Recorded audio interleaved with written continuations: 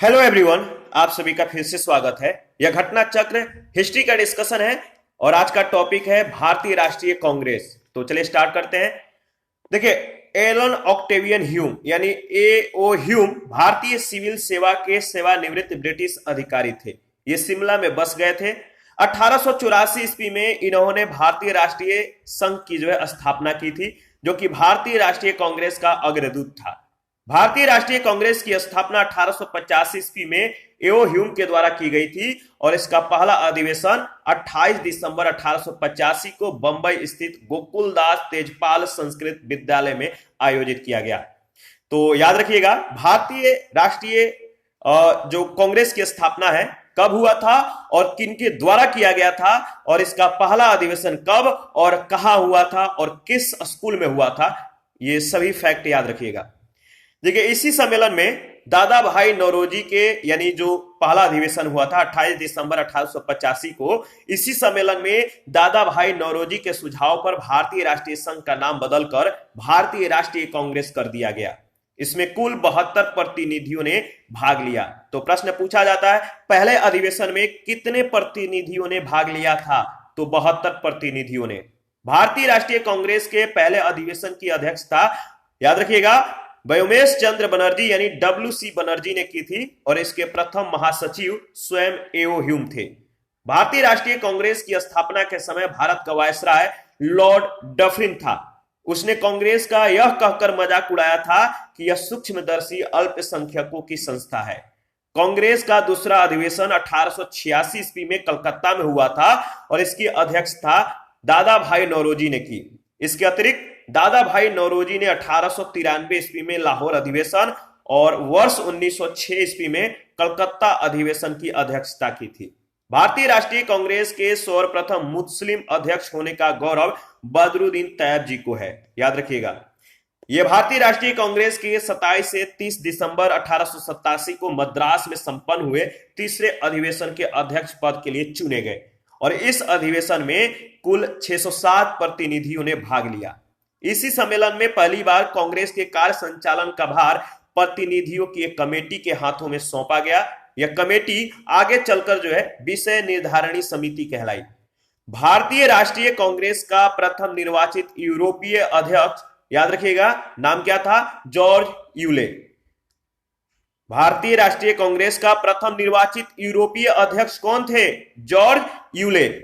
इसने भारतीय राष्ट्रीय कांग्रेस के इलाहाबाद में संपन्न चतुर्थ अधिवेशन, कब? 1888 ईस्वी में। तो चतुर्थ अधिवेशन की अध्यक्षता की थी। कांग्रेस के लिए समर्थन प्राप्त करने के उद्देश्य से जुलाई 1889 में लंदन में विलियम डिग्बी की अध्यक्षता में ब्रिटिश कमेटी ऑफ इंडिया की स्थापना की गई। यह इंडियन नेशनल कांग्रेस की एक समिति थी। इस समिति ने भारतीय मामलों से अंग्रेजों को अवगत कराने के उद्देश्य से इंडिया नामक साप्ताहिक पत्र निकाला। लाला लाजपत राय, जिन्हें लोग प्रायः शेरे पंजाब यानी पंजाब का सिंह कहते थे, 1920 में कलकत्ता के विशेष अधिवेशन में भारतीय राष्ट्रीय कांग्रेस के अध्यक्ष बने और इस अधिवेशन में असहयोग का प्रस्ताव स्वीकार कर लिया गया। श्रीमती एनी बेसेंट आंग्ल आयरलैंड कुल से थी और वे वर्ष 1907 से 1933 तक थियोसोफिकल सोसाइटी की प्रधान रही। 1916 में होम रूल लीग का गठन किया गया और 1917 में भारतीय राष्ट्रीय कांग्रेस की पहली महिला अध्यक्ष बनी। याद रखिएगा, भारतीय राष्ट्रीय कांग्रेस का 27वां अधिवेशन दिसंबर 1912 में बांकीपुर यानी बिहार में संपन्न हुआ और इस अधिवेशन की अध्यक्षता, याद रखिएगा, R.N. मुधोलकर ने की। इसी अधिवेशन में एओ ह्यूम को कांग्रेस का पिता कहा गया। भारतीय राष्ट्रीय कांग्रेस तथा मुस्लिम लीग दोनों ने 1916 में लखनऊ में अधिवेशन किया।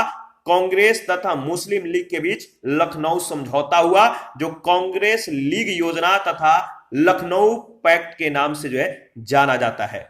इसी अधिवेशन में उग्रपंथियों को, जिन्हें पिछले 9 वर्ष से कांग्रेस से निष्कासित कर दिया गया था, पुनः कांग्रेस में शामिल किया गया।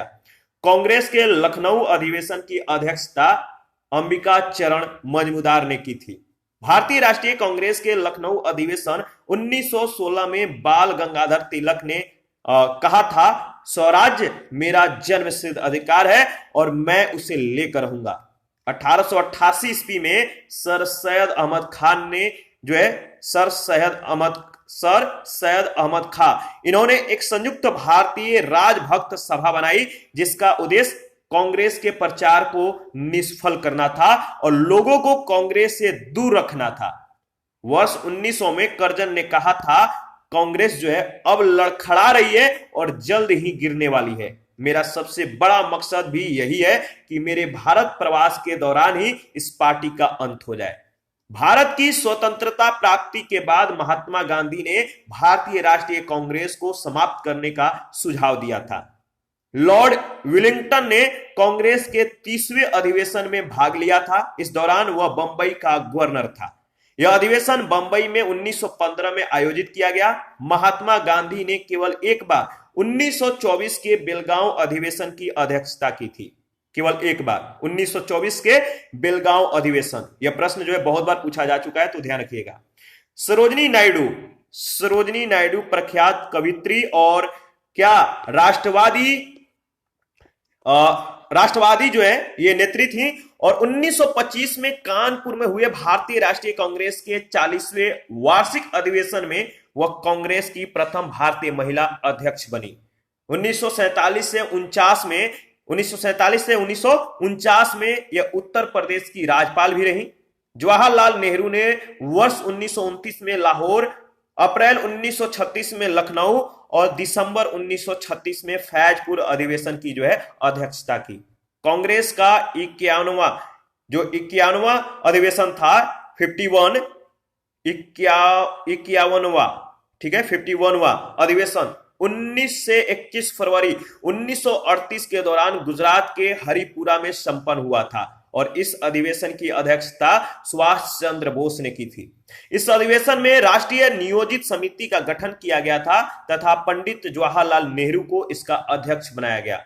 1940 से 1946 के मध्य अब्दुल कलाम आजाद कांग्रेस के अध्यक्ष रहे।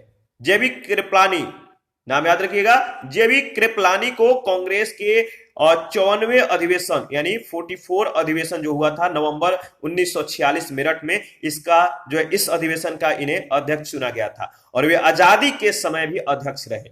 कांग्रेस के 55वें अधिवेशन दिसंबर 1948 जो जयपुर में हुआ था, इसकी अध्यक्षता डॉक्टर पट्टाभी सीतारामैया ने की थी।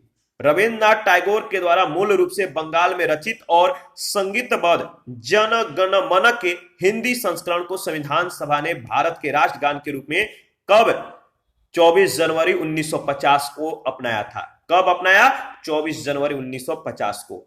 यह सर्वप्रथम 27 दिसंबर 1911 को भारतीय राष्ट्रीय कांग्रेस के कलकत्ता अधिवेशन में गाया गया था। बाल गंगाधर तिलक ने अंतिम रूप से भारतीय राष्ट्रीय कांग्रेस के अमृतसर अधिवेशन 1919 में भाग लिया था। इस पर आधारित पहला प्रश्न पूछा गया, भारतीय राष्ट्रीय कांग्रेस की स्थापना की थी। भारतीय राष्ट्रीय कांग्रेस की स्थापना किसने की थी? आपको मालूम है, एओ ह्यूम ने। देखिए, एलन ऑक्टेवियन ह्यूम यानी एओ ह्यूम भारतीय सिविल सेवा के सेवानिवृत्त ब्रिटिश अधिकारी थे। ये शिमला में बस गए थे। 1884 ईस्वी में इन्होंने भारतीय राष्ट्रीय संघ की स्थापना की, जो कि भारतीय राष्ट्रीय कांग्रेस का अग्रदूत था। कलकत्ता, बंबई तथा मद्रास के दौरा करने के उपरांत इन्होंने यह घोषणा की कि दिसंबर 1885 में भारतीय राष्ट्रीय संघ जो है इसका एक सम्मेलन पुणे में आयोजित किया जाएगा, जिसमें तीनों महाप्रांतों के सभी भागों के शिक्षित प्रतिनिधि जो है शामिल होंगे। लेकिन पुणे में हैजा फैल जाने के कारण सम्मेलन जो है इस सम्मेलन का जो स्थान है बदलकर तेजपाल संस्कृत विद्यालय बंबई कर दिया गया। यानी पुणे में अब नहीं इसका आयोजन किया गया। कहां किया गया? पुणे में हैजा फैलने के कारण इसका स्थान बदलकर मुंबई कर दिया गया, तेजपाल संस्कृत विद्यालय में। ठीक है। भारतीय राष्ट्रीय संघ का पहला अधिवेशन 28 दिसंबर 1885 को हुआ था और इसी सम्मेलन में दादा भाई नौरोजी के सुझाव पर इस संगठन का नाम बदलकर भारतीय राष्ट्रीय कांग्रेस कर दिया गया। प्रश्न संख्या सेकंड है, भारतीय राष्ट्रीय कांग्रेस के संस्थापक थे कौन? भारतीय राष्ट्रीय कांग्रेस के संस्थापक एक थे कौन? तो असैनिक सेवक। नाम क्या था? आपको मालूम है। आगे बढ़ते हैं। प्रश्न संख्या थर्ड है, भारतीय राष्ट्रीय कांग्रेस के संस्थापक कौन थे? भारतीय राष्ट्रीय कांग्रेस के संस्थापक कौन थे? एओ ह्यूम। और 4 नंबर है, भारतीय राष्ट्रीय कांग्रेस की स्थापना कब हुई थी? भारतीय राष्ट्रीय कांग्रेस की स्थापना कब हुई थी बताइए। आपको मालूम है इसका सही जवाब होगा 1885 ईस्वी में। ठीक है, आगे बढ़ते हैं। देखिए, भारतीय राष्ट्रीय कांग्रेस की स्थापना 1885 ईस्वी में एओ ह्यूम के द्वारा की गई थी, जो एक अवकाश प्राप्त अंग्रेज अधिकारी थे। इसका पहला अधिवेशन 28 दिसंबर 1885 को बंबई स्थित गोकुलदास तेजपाल संस्कृत विद्यालय में आयोजित किया गया और इसमें कुल 72 प्रतिनिधियों ने भाग लिया। भारतीय राष्ट्रीय कांग्रेस के पहले अधिवेशन की अध्यक्षता व्योमेश चंद्र बनर्जी यानी WC बनर्जी ने की थी और इसके प्रथम महासचिव स्वयं एओ ह्यूम थे। और प्रश्न संख्या 5 है, भारतीय राष्ट्रीय कांग्रेस के प्रथम अधिवेशन में कितने प्रतिनिधियों ने भाग लिया? तो आपको मालूम है 72 प्रतिनिधि यानी 72। भारतीय राष्ट्रीय कांग्रेस का प्रथम अधिवेशन कहां हुआ था? आपको मालूम है सही जवाब है मुंबई में, सी ऑप्शन। 7 नंबर है, भारतीय राष्ट्रीय कांग्रेस के पहले अध्यक्ष कौन थे? भारतीय राष्ट्रीय कांग्रेस के पहले अध्यक्ष थे WC बनर्जी। ठीक है, याद रखिएगा नाम। आगे बढ़ते हैं और प्रश्न संख्या 8 है, इनमें से किसने भारतीय राष्ट्रीय कांग्रेस के प्रथम वार्षिक अधिवेशन की अध्यक्षता की थी? तो सेम प्रश्न सेम जवाब, WC बनर्जी। 9 नंबर है, 1885 में इंडियन नेशनल कांग्रेस का अध्यक्ष था। 1885 में इंडियन नेशनल कांग्रेस का अध्यक्ष था WC बनर्जी, सी ऑप्शन। भारतीय राष्ट्रीय कांग्रेस के पहले अध्यक्ष थे, भारतीय राष्ट्रीय कांग्रेस के पहले अध्यक्ष थे व्योमेश चंद्र बनर्जी। 11 नंबर है, निम्नलिखित में से कौन भारतीय राष्ट्रीय कांग्रेस का प्रथम अध्यक्ष था? निम्नलिखित में से कौन भारतीय राष्ट्रीय कांग्रेस का प्रथम अध्यक्ष था? सही जवाब है WC बनर्जी। 12 नंबर है, 1885 ईस्वी में WC बनर्जी के द्वारा इंगित भारतीय राष्ट्रीय कांग्रेस के निम्न उद्देश्यों में से कौन सा मतलब नहीं था? आपको यह बताना है। 1885 ईस्वी में WC बनर्जी के द्वारा इंगित भारतीय राष्ट्रीय कांग्रेस के निम्न उद्देश्यों में से कौन सा नहीं था? तो इसका सही जवाब क्या होगा बताइए। तो देखिए, शिक्षित वर्ग की पूर्ण सम्मति से महत्वपूर्ण और आवश्यक सामाजिक विषयों पर विचार प्रकट करना, सी ऑप्शन जो है इसमें इसका जो सही जवाब होगा सी ऑप्शन होगा। 1885 ईस्वी में व्योमेश चंद्र बनर्जी के द्वारा इंगित भारतीय राष्ट्रीय कांग्रेस के प्रथम अधिवेशन में जो है निम्नलिखित उद्देश्य बताए गए थे। पहला उद्देश्य देश के हितों की रक्षा करने वाले भारतीयों के बीच संपर्क और मित्रता बढ़ाना। दूसरा उद्देश्य था देशवासियों के बीच जाति, संप्रदाय तथा प्रांतीय पक्षपातों की भावना को दूर करके उनमें राष्ट्रीय एकता की भावना को विकसित करना। तीसरा था भारत के सभी वर्गों एवं समुदायों को एकत्रित करके उनमें एक राष्ट्र की भावना उत्पन्न करना। और चौथा, जनता की मांगों का सूत्रीकरण और उसका प्रस्तुतिकरण करना। ठीक है, सामाजिक मुद्दों को प्रारंभ में कांग्रेस के मंच से नहीं उठाए जाने का जो है प्रावधान या व्यवस्था थी। तो याद रखिएगा, सामाजिक मुद्दों को प्रारंभ में कांग्रेस के मंच से नहीं उठाए जाने का प्रावधान या व्यवस्था थी। 13 नंबर है, भारतीय राष्ट्रीय कांग्रेस का 1885 में महासचिव कौन था? भारतीय राष्ट्रीय कांग्रेस का 1885 में महासचिव कौन था? एओ ह्यूम। भारतीय राष्ट्रीय कांग्रेस के 1885 में महासचिव एओ ह्यूम थे। इन्होंने ही कांग्रेस का गठन किया था। WC बनर्जी 1885 ईस्वी में कांग्रेस के प्रथम अधिवेशन के अध्यक्ष थे। 14 नंबर है, भारतीय राष्ट्रीय कांग्रेस की स्थापना के समय भारत का वायसराय कौन था? भारतीय राष्ट्रीय कांग्रेस की स्थापना के समय भारत का वायसराय कौन था? तो याद रखिएगा लॉर्ड डफरिन, डी ऑप्शन। भारतीय राष्ट्रीय कांग्रेस की स्थापना कब हुआ था? तो याद रखिएगा 1885, और इस समय भारत का वायसराय लॉर्ड डफरिन था। उसने कांग्रेस का यह कहकर मजाक उड़ाया था कि यह सूक्ष्मदर्शी अल्पसंख्यकों की संस्था है। लॉर्ड डफरिन के कार्यकाल में भारतीय राष्ट्रीय कांग्रेस की स्थापना को एक महत्वपूर्ण जो है घटना माना जाता है। आगे बढ़ते हैं, नेक्स्ट है प्रश्न संख्या 15 है, निम्न गवर्नर जनरलों में से किसने कांग्रेस को अत्यधिक अल्पसंख्यक लोगों का प्रतिनिधित्व करने वाली कहकर उपहास किया था? निम्न गवर्नर जनरलों में से किसने कांग्रेस को अत्यधिक अल्पसंख्यक लोगों का प्रतिनिधित्व करने वाली कहकर जो है उपहास किया था? तो Lord Dufferin, A option. 16 number है, 1885 ईस्वी में भारतीय राष्ट्रीय कांग्रेस की स्थापना के समय गवर्नर जनरल कौन था? 1885 ईस्वी में भारतीय राष्ट्रीय कांग्रेस की स्थापना के समय गवर्नर जनरल था लॉर्ड डफरिन। 17 नंबर है, लॉर्ड डफरिन के वायसराय काल की एक महत्वपूर्ण घटना थी। लॉर्ड डफरिन के वायसराय काल की एक महत्वपूर्ण घटना थी भारतीय राष्ट्रीय कांग्रेस की स्थापना, सी ऑप्शन। 18 नंबर है, किसने कांग्रेस को सूक्ष्मदर्शी अल्पसंख्यक जनता का प्रतिनिधि बताते हुए उसका मजाक उड़ाया था? किसने कांग्रेस को सूक्ष्मदर्शी अल्पसंख्यक जनता का प्रतिनिधि बताते हुए उसका मजाक उड़ाया था? तो लॉर्ड डफरिन ने।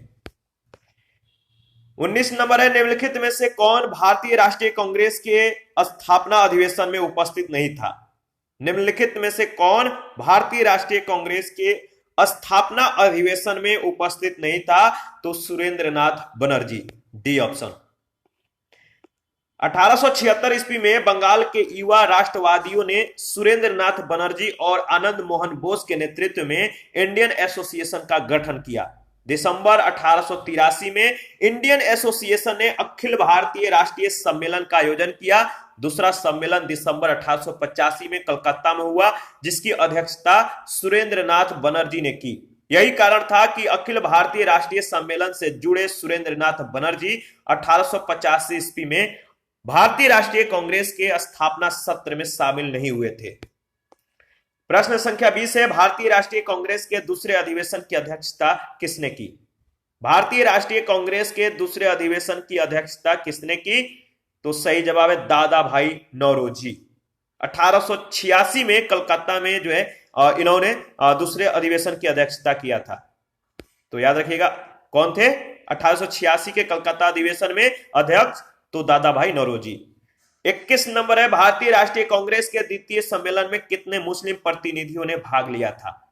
भारतीय राष्ट्रीय कांग्रेस के द्वितीय सम्मेलन में कितने मुस्लिम प्रतिनिधियों ने भाग लिया था? तो सही जवाब है 33। देखिए, कांग्रेस का द्वितीय सम्मेलन 27 से 30 दिसंबर 1886 को दादा भाई नौरोजी की अध्यक्षता में कलकत्ता में संपन्न हुआ था।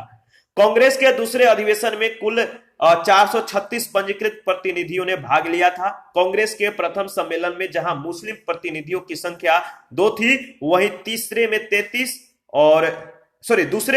और तीसरे में 81 और चौथे सम्मेलन में 221 पहुंच गई थी। चौथा सम्मेलन 1888 में हुआ था। तो जहां पहले सम्मेलन में 2 प्रतिनिधि थे, दूसरे में 33 हो गए, तीसरे में 81 और चौथे सम्मेलन में 221। 22 नंबर है, कांग्रेस के लिए समर्थन प्राप्त करने के लिए 1889 ईस्वी में एक समिति स्थापित की गई। निम्न में से उस समिति का सभापति था?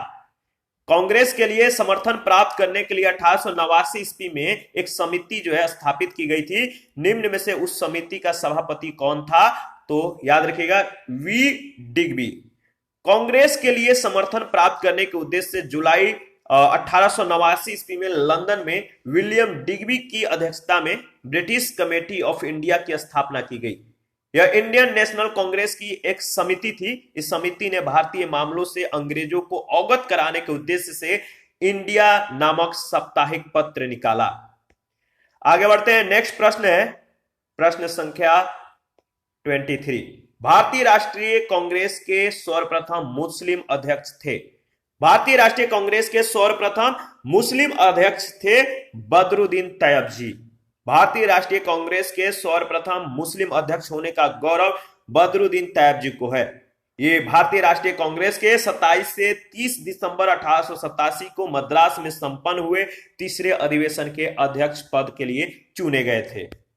24 नंबर है, भारतीय राष्ट्रीय कांग्रेस का पहला मुस्लिम अध्यक्ष कौन था? तो बदरुद्दीन तैयब जी, यानी डी ऑप्शन। 25 नंबर है, भारतीय राष्ट्रीय कांग्रेस के द्वितीय मुस्लिम अध्यक्ष कौन थे? भारतीय राष्ट्रीय कांग्रेस के द्वितीय मुस्लिम अध्यक्ष कौन थे? तो रहीमतुल्लाह मोहम्मद सयानी। रहमतुल्लाह मोहम्मद सयानी, सी ऑप्शन। भारतीय राष्ट्रीय कांग्रेस के द्वितीय मुस्लिम अध्यक्ष रहमतुल्लाह मोहम्मद सयानी थे। भारतीय राष्ट्रीय कांग्रेस का 12वां अधिवेशन 28 से 31 दिसंबर 1896 तक कलकत्ता में रहमतुल्लाह सयानी की अध्यक्षता में आयोजित हुआ था। 26 नंबर है, निम्नलिखित कथनों पर विचार कीजिए। दो कथन है। पहला कथन, भारतीय राष्ट्रीय कांग्रेस की प्रथम महिला अध्यक्ष सरोजिनी नायडू थी। दूसरा, भारतीय राष्ट्रीय कांग्रेस के प्रथम मुस्लिम अध्यक्ष बदरुद्दीन तैयब जी थे। बताइए इन दोनों में से कौन सा कथन सत्य है? तो आपका सही जवाब है बी ऑप्शन, केवल दूसरा कथन सत्य है। ठीक है। 1917 में भारतीय राष्ट्रीय कांग्रेस की पहली महिला अध्यक्ष एनी बेसेंट थी, याद रखिएगा। और 1925 में कानपुर में हुए भारतीय राष्ट्रीय कांग्रेस के 40वें वार्षिक अधिवेशन में सरोजिनी नायडू कांग्रेस की प्रथम भारतीय महिला अध्यक्ष बनी थी। पहला इसलिए कथन असत्य है। भारतीय राष्ट्रीय कांग्रेस के सर्वप्रथम मुस्लिम अध्यक्ष होने का गौरव बदरुद्दीन तैयब जी को है। ये भारतीय राष्ट्रीय कांग्रेस के 27 से 30 दिसंबर 1887 को मद्रास में संपन्न हुए तीसरे अधिवेशन के अध्यक्ष पद के लिए चुने गए। 27 नंबर है, भारतीय राष्ट्रीय कांग्रेस का प्रथम निर्वाचित यूरोपीय अध्यक्ष था। भारतीय राष्ट्रीय कांग्रेस का प्रथम निर्वाचित यूरोपीय अध्यक्ष था जॉर्ज यूले। भारतीय राष्ट्रीय कांग्रेस का प्रथम निर्वाचित यूरोपीय अध्यक्ष जॉर्ज यूले था। इसने भारतीय राष्ट्रीय कांग्रेस के चतुर्थ अधिवेशन की अध्यक्षता की थी। 28 नंबर है, निम्नलिखित में से कौन एक भारतीय राष्ट्रीय कांग्रेस के निम्नलिखित में से कौन एक भारतीय राष्ट्रीय कांग्रेस से सभी संबंध नहीं रहे? तो बताइए भारतीय राष्ट्रीय कांग्रेस से कभी संबंध नहीं रहे। और इनमें से चार नाम, जो चार ऑप्शन है इनमें से एक नाम आपको बताना है कि किनका संबंध भारतीय राष्ट्रीय कांग्रेस से कभी नहीं रहा। तो वह है sir Syed Ahmad, D option. देखिए सर सैयद अहमद भारतीय राष्ट्रीय कांग्रेस से कभी संबंध नहीं रहे।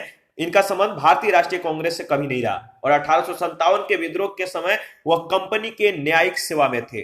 वह कंपनी के प्रति पूर्णतः राजभक्त रहे। W. हंटर ने अपनी पुस्तक इंडियन मुसलमान में सरकार को यह सलाह दी थी कि वह मुसलमानों से समझौता कर उन्हें कुछ रियायतें देकर अपनी ओर मिलाए। इसी सुझाव पर कार्य करते हुए ब्रिटिश सरकार ने भारतीय राष्ट्रीय कांग्रेस के विरुद्ध सर सैयद अहमद को तैयार किया। कभी हिंदू मुस्लिम एकता के हिमायती रहे सर सैयद अहमद कांग्रेस के प्रबलतम शत्रु बन गए।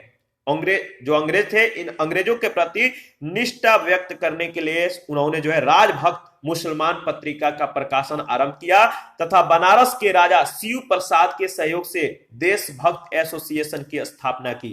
उन्होंने अपने विचारों का प्रचार तहजीब उल अखलाक पत्रिका के द्वारा किया। और 1875 ईस्वी में अलीगढ़ में उन्होंने एक मुस्लिम एंग्लो ओरिएंटल कॉलेज की स्थापना की, जहां पाश्चात्य विषय तथा विज्ञान और मुस्लिम धर्मशास्त्र दोनों ही पढ़ाए जाते थे। आगे बढ़ते हैं। नेक्स्ट प्रश्न है प्रश्न संख्या 29। निम्नलिखित में से कौन भारतीय राष्ट्रीय कांग्रेस का अध्यक्ष कभी नहीं चुना जा सका? निम्नलिखित में से कौन भारतीय राष्ट्रीय कांग्रेस का अध्यक्ष कभी नहीं चुना जा सका? तो नाम है बाल गंगाधर तिलक, डी ऑप्शन। लाला लाजपत राय, जिन्हें लोग प्रायः शेरे पंजाब कहते थे, 1920 में कलकत्ता के अधिवेशन में भारतीय राष्ट्रीय कांग्रेस के अध्यक्ष बने। वे अनहैप्पी इंडिया के लेखक थे। श्रीमती एनी बेसेंट आंग्ल आयरलैंड से थी। 1907 से 1933 तक थियोसोफिकल सोसाइटी की प्रधान रही। 1916 में होम रूल लीग का गठन किया। 1917 में भारतीय राष्ट्रीय कांग्रेस की पहली महिला अध्यक्ष बनी। मोतीलाल नेहरू 1919 और 1928 में कांग्रेस के अध्यक्ष रहे और जनवरी 1923 में उन्होंने स्वराज पार्टी का गठन किया। तिलक महाराष्ट्र के चित्पावन ब्राह्मण थे। उन्होंने केसरी और मराठा का संपादन किया और स्वराज मेरा जन्मसिद्ध अधिकार है, इसका प्रसिद्ध नारा इन्होंने दिया। और किंतु वे कांग्रेस के अध्यक्ष कभी नहीं रहे, इस बात को ध्यान रखिएगा। प्रश्न संख्या 30 है, लाल बाल पाल त्रिगुट का कौन व्यक्ति भारतीय राष्ट्रीय कांग्रेस का अध्यक्ष हुआ? लाल बाल पाल त्रिगुट का कौन व्यक्ति भारतीय राष्ट्रीय कांग्रेस का अध्यक्ष हुआ? तो नाम है लाला लाजपत राय, ए ऑप्शन। 31 है, निम्न में से कौन भारतीय कांग्रेस की अध्यक्ष रही? निम्न में से कौन भारतीय कांग्रेस की अध्यक्ष रही? तो एनी बेसेंट, सी ऑप्शन। 32 है, निम्नलिखित में से किस अधिवेशन के लिए कांग्रेस ने पहली बार एक महिला को अध्यक्ष चुना? निम्न में से किस अधिवेशन के लिए कांग्रेस ने पहली बार एक महिला को अध्यक्ष चुना? तो कलकत्ता अधिवेशन 1917। याद रखिएगा, किस अधिवेशन के लिए? तो कलकत्ता अधिवेशन 1917 के लिए। 33 नंबर है, अखिल भारतीय कांग्रेस की प्रथम महिला अध्यक्ष थी। अखिल भारतीय कांग्रेस की प्रथम महिला अध्यक्ष थी एनी बेसेंट। 34 है, निम्नलिखित में से कौन भारतीय राष्ट्रीय कांग्रेस की प्रथम महिला अध्यक्ष थी? निम्नलिखित में से कौन भारतीय राष्ट्रीय कांग्रेस की प्रथम महिला अध्यक्ष थी? तो श्रीमती एनी बेसेंट। याद रखिएगा, बी ऑप्शन। आगे बढ़ते हैं, भारतीय राष्ट्रीय कांग्रेस की प्रथम महिला अध्यक्ष कौन थी? भारतीय राष्ट्रीय कांग्रेस की प्रथम महिला अध्यक्ष थी, आपको मालूम है, एनी बेसेंट। 36 नंबर है, भारतीय राष्ट्रीय कांग्रेस की प्रथम महिला अध्यक्ष कौन थी? भारतीय राष्ट्रीय कांग्रेस की प्रथम महिला अध्यक्ष कौन थी? Shrimati Annie Besant. 37 नंबर है, कांग्रेस की प्रथम भारतीय महिला अध्यक्ष कौन थी? कांग्रेस की प्रथम भारतीय महिला अध्यक्ष कौन थी? Sarojini Naidu, C option. आगे बढ़ते हैं, नेक्स्ट प्रश्न है, देखिए, अच्छा, इसके बारे में कुछ पॉइंट दिए गए तो पहले इसको डिस्कस कर लेते हैं, इसके बाद प्रश्न संख्या 38 को जो है डिस्कस करेंगे। सरोजिनी नायडू प्रख्यात कवित्री और राष्ट्रवादी नेत्री थी। 1925 में कानपुर में हुए भारतीय राष्ट्रीय कांग्रेस के 40वें वार्षिक अधिवेशन में वह कांग्रेस की प्रथम भारतीय महिला अध्यक्ष बनी। यह महात्मा गांधी की विश्वास पात्र और निष्ठावान सहयोगी थी। स्वतंत्रता संग्राम में भाग लेने पर इन्हें कई बार जेल भी जाना पड़ा और 1947 से 1949 में यह उत्तर प्रदेश की राज्यपाल भी रही। 38 है, इंडियन नेशनल कांग्रेस की प्रथम भारतीय महिला अध्यक्ष कौन थी? इंडियन नेशनल कांग्रेस की प्रथम भारतीय महिला अध्यक्ष कौन थी? Sarojini Naidu, C option. 39 है, निम्नलिखित कथनों पर विचार कीजिए। पहला कथन है, भारतीय राष्ट्रीय कांग्रेस का प्रथम अधिवेशन कलकत्ता में हुआ था। दूसरा, भारतीय राष्ट्रीय कांग्रेस का दूसरा अधिवेशन दादा भाई नौरोजी की अध्यक्षता में हुआ था। तीसरा कथन है, भारतीय राष्ट्रीय कांग्रेस तथा मुस्लिम लीग दोनों ने लखनऊ में 1916 में अधिवेशन किया तथा लखनऊ समझौता संपन्न किया। आपको बताना है कि उपयुक्त कथनों में से कौन से सही है। तो सही जवाब है दूसरा और तीसरा कथन बिल्कुल सत्य है। भारतीय राष्ट्रीय कांग्रेस का प्रथम अधिवेशन जो है कलकत्ता में नहीं बल्कि बंबई में हुआ, जिसमें कुल 72 सदस्यों ने हिस्सा लिया। ठीक है, देखिए, इसे पुणे में आयोजित होना था और किंतु वहां पे जो है हैजा फैल जाने के कारण इस स्थान को मतलब कि इस अधिवेशन के लिए जो स्थान था इसका मतलब कि चेंज कर दिया गया। इस स्थान को जो पुणे थे इसको मुंबई कर दिया गया, इसलिए पहला कथन जो है असत्य हो जाता है। दूसरा अधिवेशन 1886 ईस्वी में कलकत्ता में दादा भाई नौरोजी की अध्यक्षता में हुआ था और भारतीय राष्ट्रीय कांग्रेस तथा मुस्लिम लीग दोनों ने 1916 में लखनऊ में जो है अधिवेशन किया। कांग्रेस और मुस्लिम लीग के बीच जो है लखनऊ समझौता हुआ, जो कांग्रेस लीग योजना तथा लखनऊ पैक्ट के नाम से जाना जाता है। इसी अधिवेशन में उग्रपंथियों को, जिन्हें पिछले 9 वर्ष से कांग्रेस से निष्कासित कर दिया गया था, पुनः कांग्रेस में शामिल किया गया। कांग्रेस के लखनऊ अधिवेशन की अध्यक्षता अंबिका चरण मजमूदार ने की थी। 40 नंबर है, भारतीय राष्ट्रीय कांग्रेस का 27वां अधिवेशन किस स्थान पर हुआ था? भारतीय राष्ट्रीय कांग्रेस का 27वां अधिवेशन किस स्थान पर हुआ था? तो बांकीपुर में। भारतीय राष्ट्रीय कांग्रेस का 27वां अधिवेशन दिसंबर 1912 में बांकीपुर बिहार में संपन्न हुआ और इस अधिवेशन की अध्यक्षता R.N. मुधोलकर ने की। इस अधिवेशन में एओ ह्यूम को कांग्रेस का जो है पिता कहा गया है। 41 है, निम्नलिखित में से भारतीय राष्ट्रीय कांग्रेस के किस अधिवेशन में बाल गंगाधर तिलक ने अभिव्यक्त किया था, स्वराज मेरा जन्मसिद्ध अधिकार है, मैं उसे लेकर रहूंगा? इस प्रश्न को ध्यान रखिएगा। देखिए, पूछा गया है कि भारतीय राष्ट्रीय कांग्रेस के किस अधिवेशन में बाल गंगाधर तिलक ने अभिव्यक्त किया था कि स्वराज मेरा जन्मसिद्ध अधिकार है और मैं उसे लेकर रहूंगा? तो लखनऊ अधिवेशन 1916 में। याद रखिएगा। भारतीय राष्ट्रीय कांग्रेस के लखनऊ अधिवेशन 1916 में बाल गंगाधर तिलक ने कहा था, स्वराज मेरा जन्मसिद्ध अधिकार है और मैं उसे लेकर रहूंगा। इस अधिवेशन में उग्रवादियों की जो है पुनः कांग्रेस में वापसी हुई। तिलक और एनी बेसेंट के प्रयासों से कांग्रेस तथा मुस्लिम लीग के बीच समझौता हुआ। यह समझौता लखनऊ समझौता या कांग्रेस लीग समझौता के नाम से भी प्रसिद्ध है। 42 है, स्वराज मेरा जन्मसिद्ध अधिकार है और मैं इसे लेकर ही रहूंगा, किसने कहा था? स्वराज मेरा जन्मसिद्ध अधिकार है और मैं इसे लेकर ही रहूंगा, किसने कहा था? तो बाल गंगाधर तिलक ने, सी ऑप्शन। 43 है, स्वराज मेरा जन्मसिद्ध अधिकार है और मैं इसे लेकर रहूंगा, यह वक्तव्य किससे संबंधित है? स्वराज मेरा जन्मसिद्ध अधिकार है और मैं इसे लेकर रहूंगा, यह वक्तव्य किससे संबंधित है? तो सही जवाब क्या होगा बताइए। देखिए इसका सही जवाब है बाल गंगाधर तिलक, सी ऑप्शन। आप लोग कमेंट बहुत कम करते हैं, प्लीज कमेंट किया करिए। जिस प्रश्न का उत्तर आपको मालूम है वीडियो को पॉज कीजिए और प्रश्न संख्या है, प्रश्न संख्या यानी आपको नंबर और प्लस ऑप्शन जो है आपको इस फॉर्मेट में कमेंट करना है, तो कमेंट किया करिए। 44 है, स्वराज मेरा जन्मसिद्ध अधिकार है, मैं इसे पाकर रहूंगा, किसने कहा? स्वराज मेरा जन्मसिद्ध अधिकार है, मैं इसे लेकर रहूंगा या पाकर रहूंगा, किसने कहा? तो बाल गंगाधर तिलक ने। आगे बढ़ते हैं। 45 है, निम्नलिखित में से किसने कहा था स्वराज हमारा जन्मसिद्ध अधिकार है? किसने कहा था स्वराज हमारा जन्मसिद्ध अधिकार है? तो बीजी तिलक ने। 46 है, भारतीय राष्ट्रीय कांग्रेस के बारे में निम्नलिखित कथनों पर विचार कीजिए। पहला कथन है, सरोजिनी नायडू कांग्रेस की अध्यक्ष होने वाली प्रथम महिला थी। दूसरा है, सी आर दास ने जब कांग्रेस अध्यक्ष के रूप में कार्य किया तो वे जेल में थे। तीसरा कथन है, एलन ऑक्टेवियन ह्यूम प्रथम ब्रिटिश नागरिक थे जो कांग्रेस अध्यक्ष बने। चौथा है, अल्फ्रेड वेब 1894 ईस्वी में कांग्रेस के अध्यक्ष थे। इनमें से कौन सा कथन सही है? तो देखिए आपका तीसरा कथन तो बिल्कुल सही नहीं है, क्योंकि जो एलन ऑक्टेवियन ह्यूम है ये प्रथम ब्रिटिश नागरिक तो थे जो कांग्रेस के अध्यक्ष नहीं बने थे। तो ये कांग्रेस के अध्यक्ष नहीं बने थे बल्कि महासचिव जो है ये बने थे, तो इस बात को ध्यान रखिएगा। तो दूसरा और चौथा कथन आपका बिल्कुल सही है, यानी बी ऑप्शन। भारतीय राष्ट्रीय कांग्रेस की प्रथम महिला अध्यक्ष होने का गौरव जो है एनी बेसेंट को प्राप्त है। 1917 में कलकत्ता अधिवेशन की अध्यक्षता की।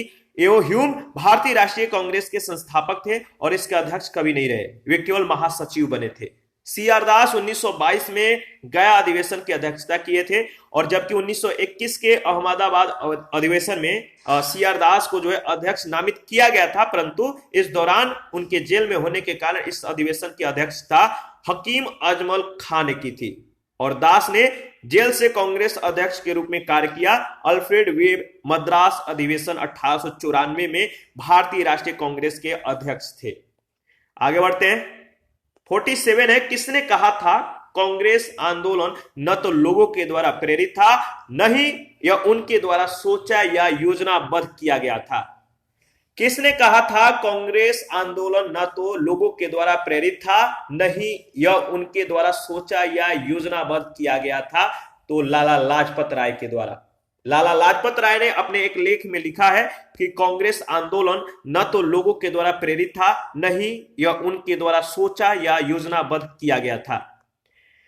48 है, किसने कहा था कांग्रेस पतन के लिए लड़खड़ा रही है? मेरी सबसे बड़ी अभिलाषा जब तक मैं भारत में हूं कांग्रेस की शांतिपूर्ण समाप्ति में सहयोग करना है। बताइए किसने यह बात कही थी? तो याद रखिएगा लॉर्ड कर्जन ने।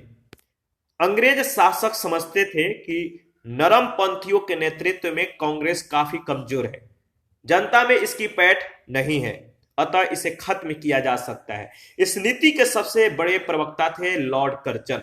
लॉर्ड कर्जन याद रखिएगा 1900 में कर्जन ने कहा था कांग्रेस अब जो है लड़खड़ा रही है और जल्द ही गिरने वाली है। मेरा सबसे बड़ा मकसद भी यही है कि मेरे भारत प्रवास के दौरान ही इस पार्टी का अंत हो जाए। 1903 ईस्वी में उन्होंने मद्रास गवर्नर को लिखा, जब से मैं भारत आया हूं मेरी नीति यही रही है कि किसी भी तरह कांग्रेस को जो है नपुंसक बना दूं। 1904 ईस्वी में करजन ने कांग्रेस अध्यक्ष के नेतृत्व में एक कांग्रेसी प्रतिनिधि मंडल से जो है मिलने से इनकार कर दिया था। तो याद रखिएगा 1904 में करजन ने कांग्रेस अध्यक्ष के नेतृत्व में एक कांग्रेसी प्रतिनिधि मंडल से मिलने से इनकार कर दिया था। 49 है अध्यक्षीय संबोधन के समय जिस कांग्रेस अध्यक्ष ने हिंदी भाषा के लिए रोमन लिपि लागू करने की वकालत की थी वे थे। अध्यक्षीय संबोधन के समय जिस कांग्रेस अध्यक्ष ने हिंदी भाषा के लिए रोमन लिपि लागू करने की वकालत की थी वे कौन थे? तो सुभाष चंद्र बोस। अपने अध्यक्षीय संबोधन के समय सुभाष चंद्र बोस ने हिंदी भाषा के लिए रोमन लिपि लागू करने की वकालत की थी। सुभाष चंद्र बोस ने कांग्रेस के हरिपुरा अधिवेशन 1938 की अध्यक्षता की थी। प्रश्न संख्या 50 है, भारत के स्वतंत्र प्राप्ति के जो भारत की स्वतंत्रता प्राप्ति है इसके बाद भारत के स्वतंत्र प्राप्ति के बाद निम्नलिखित में से किसने सुझाव दिया था कि भारतीय राष्ट्रीय कांग्रेस को समाप्त कर दिया जाए? तो आपको मालूम है सही जवाब है महात्मा गांधी ने। महात्मा गांधी ने ही यह सुझाव दिया था। देखिए भारत की स्वतंत्रता प्राप्ति के बाद महात्मा गांधी ने भारतीय राष्ट्रीय कांग्रेस को समाप्त करने का सुझाव दिया था। 51 है, अमृतसर के भारतीय राष्ट्रीय कांग्रेस अधिवेशन 1919 के प्रस्ताव के अनुसार महात्मा गांधी के द्वारा कांग्रेस का नया संविधान लिखने के लिए निम्नलिखित में से किन्हें उनके सहयोग के लिए चुना गया? देखिए अमृतसर के भारतीय राष्ट्रीय कांग्रेस अधिवेशन 1919 के प्रस्ताव के अनुसार महात्मा गांधी के द्वारा कांग्रेस का नया संविधान लिखने के लिए निम्नलिखित में से किन्हें उनके सहयोग के लिए चुना गया? तो नाम याद रखिएगा। सही जवाब है देखिए एनसी केलकर और आईवी सेन। एनसी केलकर और आईवी सेन कांग्रेस के संविधान लिखने के लिए महात्मा गांधी जो है याद रखिएगा बीजी तिलक, सीआर दास का सहयोग चाहते थे, लेकिन कार्याधिक के कारण यानी अत्यधिक कार्य होने के कारण इसके लिए नेता उपलब्ध नहीं हो पाए, जो लोग थे उपलब्ध नहीं हो पाए। इस शीर्ष नेताओं के स्थापना के रूप में इन्हीं नेताओं के कनिष्ठ सहयोगी एनसी केलकर और आईवी सेन को जो कांग्रेस संविधान के लेखन में महात्मा गांधी के सहयोग के लिए चुना गया। तो याद रखिएगा। 52 है, कांग्रेस के एक अधिवेशन में एक गवर्नर जनरल ने भाग लिया था। उक्त गवर्नर जनरल तथा अधिवेशन स्थल निम्न में से कौन सा था? तो सही जवाब है लॉर्ड विलिंगटन, बंबई 1915। तो कांग्रेस के एक अधिवेशन में एक गवर्नर जनरल जिनका नाम था लॉर्ड विलिंगटन, ठीक है, और इन्होंने बंबई 1915 जो अधिवेशन स्थल है कहां पर है? बंबई, और समय क्या है? 1915। तो बी ऑप्शन आपका सही ऑप्शन है। लॉर्ड विलिंगटन ने कांग्रेस के बंबई अधिवेशन में भाग लिया था। इस दौरान वह बंबई का गवर्नर था। यह अधिवेशन बंबई में 1915 में आयोजित किया गया और तब विलिंगटन जो है गवर्नर जनरल नहीं था। जब 1915 में इस अधिवेशन को जो है बंबई में आयोजित किया गया था उस वक्त विलिंगटन जो है गवर्नर जनरल नहीं था। भारत के गवर्नर जनरल एवं वायसराय के रूप में उसका कार्यकाल 1931 से 1936 था। 53 है, भारतीय राष्ट्रीय कांग्रेस के निम्नलिखित अधिवेशनों में से किसकी अध्यक्षता सी विजय राघव चेरियार ने की थी? भारतीय राष्ट्रीय कांग्रेस के निम्नलिखित अधिवेशनों में से किसकी अध्यक्षता सी विजय राघव चेरियार ने की थी? इसका सही जवाब क्या होगा आपको बताना है। तो देखिए नागपुर अधिवेशन 1920, बी ऑप्शन आपका बिल्कुल सही है। सी विजय राघव चेरियार ने भारतीय राष्ट्रीय कांग्रेस के नागपुर अधिवेशन यानी 1920 की अध्यक्षता की थी। लखनऊ अधिवेशन 1916 की अध्यक्षता अंबिका चरण मजमूदार ने की थी, जबकि गया अधिवेशन 1922 की अध्यक्षता चितरंजन दास ने की थी। नागपुर अधिवेशन 1920 में ही सदस्यता शुल्क जो है 4 आना किया गया ताकि गरीब से गरीब व्यक्ति भी कांग्रेस से जुड़ सके। 54 है, निम्नलिखित में से किस अधिवेशन में कांग्रेस ने पहली बार भारतीय रियासतों के प्रति अपनी नीति घोषित की थी? निम्नलिखित में से किस अधिवेशन में कांग्रेस ने पहली बार भारतीय रियासतों के प्रति अपनी नीति घोषित की थी? तो सही जवाब है नागपुर अधिवेशन में। नागपुर अधिवेशन 1920 में भारतीय राष्ट्रीय कांग्रेस ने अपने नागपुर अधिवेशन में रियासतों के प्रति अपनी नीति की घोषणा करते हुए उनके शासकों से यह मांग की कि प्रजा को पूर्ण उत्तरदायी सरकार दी जाए। 55 है, निम्नलिखित कथनों में से कौन सा कथन जो है सत्य है? तो पहला कथन है यानी ए, कांग्रेस के नागपुर सत्र के पश्चात प्रांतीय कांग्रेस समितियों का गठन भाषाई आधार पर जो है किया गया था। बी है, 1948 में कांग्रेस ने भाषाई आधार पर प्रांतों के गठन की मांग को अस्वीकार कर दिया। इसका सही जवाब क्या होगा आपको बताना है। तो देखिए इसका सही जवाब है क्या है? D option. ठीक है, ए और बी दोनों। तो सही उत्तर कौन सा है? ए और बी दोनों सही कथन है। 1920 के कांग्रेस के नागपुर सत्र में भाषाई आधार पर प्रांतीय कांग्रेस समितियों के गठन को मंजूरी प्रदान की गई थी, लेकिन स्वतंत्रता के उपरांत 1948 में भाषा के आधार पर प्रांतों के पुनर्गठन की मांग कांग्रेस ने जो है ठुकरा दी थी। 56 है, 1922 में गया के इंडियन नेशनल कांग्रेस के अधिवेशन के अध्यक्ष कौन थे? 1922 में गया के इंडियन नेशनल कांग्रेस के अधिवेशन के अध्यक्ष कौन थे? तो चित्तरंजन दास, ए ऑप्शन। आगे बढ़ते हैं। 1922 में जेल से छूटने के बाद चित्तरंजन दास को गया में कांग्रेस सम्मेलन का निर्वाचित अध्यक्ष घोषित किया गया। असहयोग आंदोलन की समाप्ति के बाद देशबंधु ने सभा प्रवेश कार्यक्रम के जरिए जैसे सभाओं के भीतर से असहयोग भारतीय राजनीति को नया आयाम देने का प्रयास किया, परंतु सी राजगोपालचारी, वल्लभ भाई पटेल, डॉक्टर राजेंद्र प्रसाद, एन.जी. रंगा, अयंगर आदि नेताओं ने परिषद में प्रवेश करने की नीति का विरोध किया। इस अधिवेशन में काउंसिल में प्रवेश न लेने का प्रस्ताव पारित हुआ। फलस्वरूप चित्तरंजन दास ने त्याग पत्र दे दिया और इसके उपरांत उन्होंने कांग्रेस के भीतर से स्वराज पार्टी की स्थापना की। 57 है, निम्नलिखित में से किसने अखिल भारतीय हरिजन सेवक संघ की 1932 में स्थापना की? निम्नलिखित में से किसने अखिल भारतीय हरिजन सेवक संघ की 1932 में स्थापना की? तो एम.के. गांधी। अखिल भारतीय हरिजन सेवक संघ की स्थापना 1932 में एम.के. गांधी ने की थी। 58 है, नीचे उन व्यक्तियों की सूची दी गई है जो भारतीय राष्ट्रीय कांग्रेस के अध्यक्ष हुए तिथि अनुसार, यानी जो इनके डेट हैं उनके अनुसार उन्हें क्रमबद्ध करना है। तो बताइए इसका सही कुट कौन सा होगा?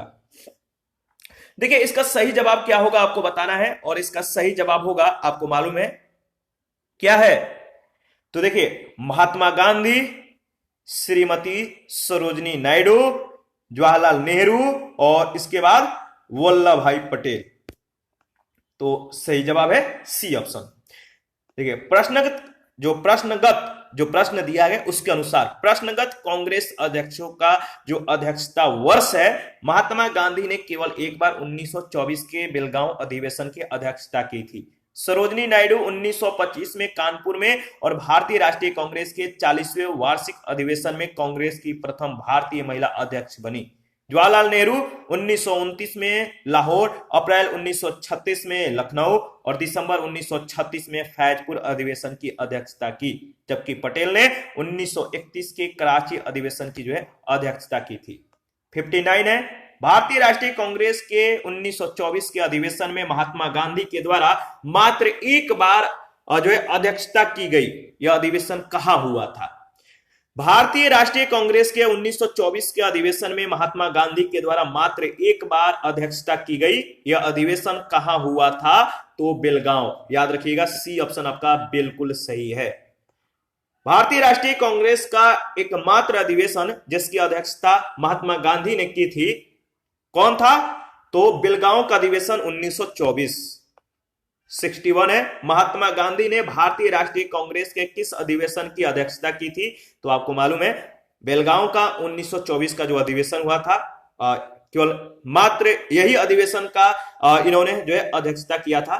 तो याद रखिएगा 62 में सूची 1 सूची 2 के साथ जो है आपको मिलान करना है। तो चलिए मिलान करते हैं।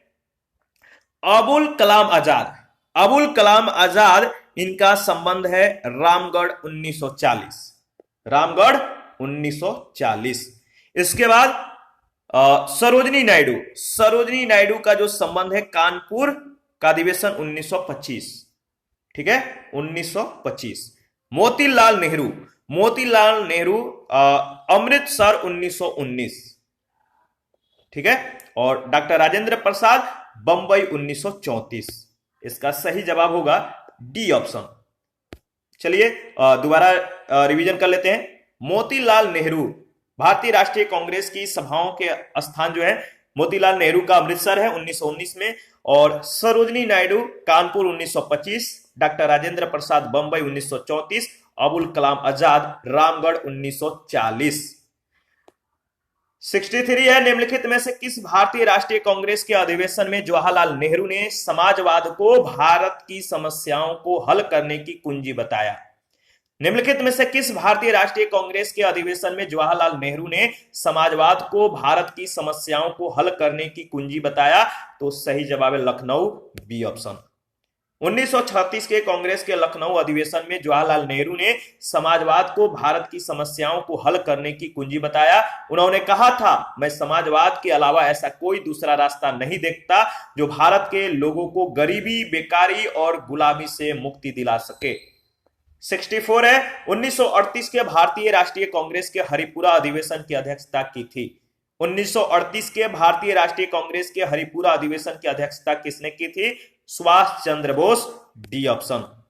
कांग्रेस का याद रखिएगा 51वां अधिवेशन जो है 51वां अधिवेशन 1938 के दौरान गुजरात के हरिपुरा में संपन्न हुआ था और इस अधिवेशन की अध्यक्षता सुभाष चंद्र बोस ने की थी।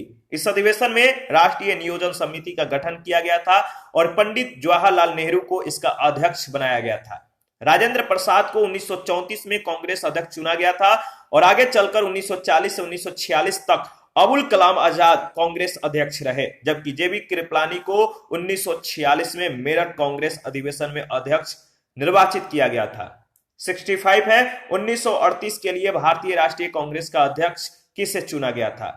1938 के लिए भारतीय राष्ट्रीय कांग्रेस का अध्यक्ष किसे चुना गया था? तो सुभाष चंद्र बोस को। 66 है, इनमें से कौन सबसे कम आयु में भारतीय राष्ट्रीय कांग्रेस का अध्यक्ष बनने वाला व्यक्ति था? 4 ऑप्शन है, आपको बताना है इनमें से कौन सबसे कम आयु में भारतीय राष्ट्रीय कांग्रेस का अध्यक्ष बनने वाला व्यक्ति था। तो सही जवाब है अबुल कलाम आजाद। नाम याद रखिएगा, अबुल कलाम आजाद। इनका समय है 1888 से 1958 ईस्वी। 1923 में दिल्ली में आयोजित भारतीय राष्ट्रीय कांग्रेस के विशेष सत्र में अध्यक्ष बनाए गए। वो भारतीय राष्ट्रीय कांग्रेस का अध्यक्ष पद धारण करने वाले सबसे कम उम्र के व्यक्ति थे। अबुल कलाम आजाद 1940 से 46 तक लगातार 6 वर्षों तक भारतीय राष्ट्रीय कांग्रेस के अध्यक्ष थे। आजादी के पूर्व यह सबसे लंबा कार्यकाल था। जवाहरलाल नेहरू 1889 से 1964 ईस्वी और वर्ष 1929 में कांग्रेस के लाहौर अधिवेशन की अध्यक्षता की थी। आनंद मोहन बोस, याद रखिएगा इनका समय 1847 से 1906 और इन्होंने 1898 ईस्वी में कांग्रेस के मद्रास अधिवेशन में, जबकि भूपेंद्र नाथ बोस इन्होंने 1914 में कांग्रेस के मद्रास अधिवेशन की अध्यक्षता की। 67 आपको मिलान करना है, तो चलिए 67 में मिलान करते हैं। देखिए doctor M A Ansari, doctor M A Ansari, बताइए संबंध किससे है? स्थान का नाम बताइए। तो देखिए मद्रास याद रखिएगा, और पुरुषोत्तम दास टंडन इनका संबंध है नासिक। सरोजनी नायडू इनका संबंध है आपको मालूम है कानपुर, और सुभाष चंद्र बोस का हरिपुरा। तो सही ऑप्शन है सी ऑप्शन। हरिपुरा कांग्रेस अधिवेशन 1938 की अध्यक्षता सुभाष चंद्र बोस ने, नासिक अधिवेशन 1950 की अध्यक्षता पुरुषोत्तम दास टंडन ने, और मद्रास अधिवेशन 1927 की अध्यक्षता डॉक्टर एम ए अंसारी, और कानपुर अधिवेशन 1925 की अध्यक्षता किसने? सरोजनी नायडू ने की थी। 68 है, निम्नलिखित में से कौन लगातार 6 वर्षों तक भारतीय राष्ट्रीय कांग्रेस का अध्यक्ष था? 6 वर्षों तक भारतीय राष्ट्रीय कांग्रेस का अध्यक्ष कौन था? सही जवाब है अबुल कलाम आजाद। अबुल कलाम आजाद 1940 से 1946 तक लगातार 6 वर्षों तक भारतीय राष्ट्रीय कांग्रेस के अध्यक्ष थे। आजादी के पूर्व यह सबसे लंबा कार्यकाल था। आजादी के बाद लंबे कार्यकाल वाले अध्यक्ष जो थे और इस प्रकार थे, पहले स्थान पे इंदिरा गांधी 1978 से 84, इसके बाद राजीव गांधी 1985 से 1991 और इसके बाद सोनिया गांधी 1998 से 2017 तक, सबसे लंबा कार्यकाल, याद रखिएगा। और आगे बढ़ते हैं, प्रश्न संख्या 69 है, जब भारत स्वतंत्र हुआ उस समय कांग्रेस के अध्यक्ष कौन थे? जब भारत स्वतंत्र हुआ उस समय कांग्रेस के अध्यक्ष थे, कौन थे? जेबी कृपलानी। जब भारत स्वतंत्र हुआ उस समय कांग्रेस के अध्यक्ष जेपी कृपलानी थे। जेबी कृपलानी नाम याद रखिएगा।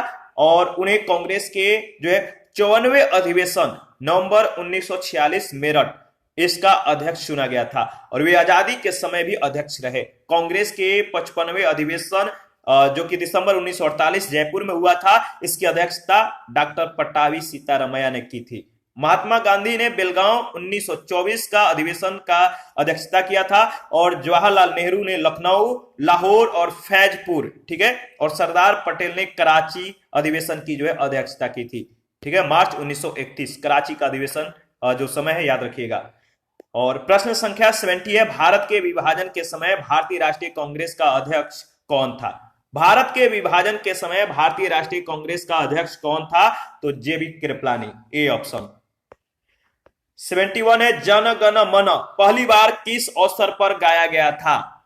जन गण मन पहली बार किस अवसर पर गाया गया था? तो भारतीय राष्ट्रीय कांग्रेस का अधिवेशन 1911, रविन्द्रनाथ टैगोर के द्वारा मूल रूप से बंगला में रचित, जो रविन्द्रनाथ टैगोर है, जन गण मन जो है मूल रूप से बंगला में रचित और संगीतबद्ध जन गण मन के हिंदी संस्करण को संविधान सभा ने भारत के राष्ट्रगान के रूप में 24 जनवरी 1950 को अपनाया था और यह सर्वप्रथम दिसंबर 1911 में भारतीय राष्ट्रीय कांग्रेस के कलकत्ता अधिवेशन, किस अधिवेशन? तो कलकत्ता अधिवेशन में गाया गया था। भारतीय राष्ट्रीय कांग्रेस का अंतिम अधिवेशन जिसमें बाल गंगाधर तिलक ने भाग लिया था, वह कौन सा अधिवेशन था? तो आपको मालूम है, इसके बारे में डिस्कस किया था हम लोगों ने, अमृतसर अधिवेशन 1919। बाल गंगाधर तिलक ने अंतिम रूप से भारतीय राष्ट्रीय कांग्रेस के अमृतसर अधिवेशन था 1919, इसमें भाग लिया था और इन्होंने मॉन्टेग्यू चेम्सफोर्ड सुधारों के तहत होने वाले विधायिका के चुनाव के बहिष्कार करने की महात्मा गांधी की नीति का विरोध किया था। तिलक ने उत्तरदायी सहयोग की नीति को अपनाने की सलाह दी थी और 1 अगस्त 1920 को तिलक का देहांत हो गया था। इसी के साथ आज का सेशन समाप्त करते हैं। नेक्स्ट सेशन में कांग्रेस में गरम दल और नरम दल के बारे में डिस्कस करेंगे, तो आप अपना प्रतिक्रिया जरूर दीजिए। आपके प्रतिक्रियाओं का हमें बेसब्री से इंतजार रहता है और जिन लोगों ने Telegram channel, Telegram quiz group, Facebook page, Instagram को ज्वाइन नहीं किया है, वीडियो के डिस्क्रिप्शन बॉक्स में उसका लिंक है, आप ज्वाइन कर सकते हैं। और घटना चक्र ज्योग्राफी का सेशन स्टार्ट हो चुका है, तो आप उसका भी रिवीजन करें, साथ ही पीडीएफ भी प्रोवाइड कराया जा रहा है। अगर आप लोगों को जरूरत है तो आप हमें कमेंट कर सकते हैं। थैंक यू, मिलते हैं नेक्स्ट सेशन में।